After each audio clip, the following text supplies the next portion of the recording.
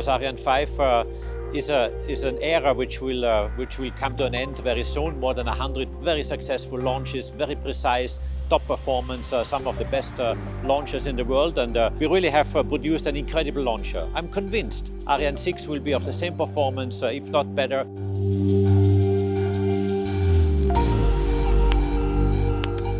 Yes, we will have a little gap.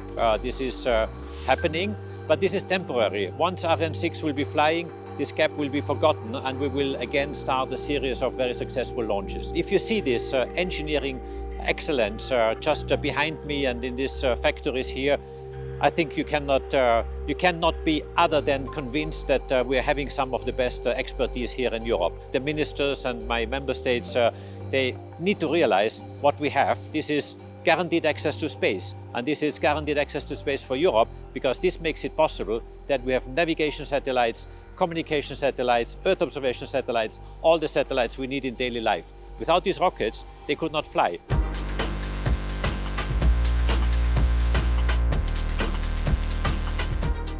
It's a long journey.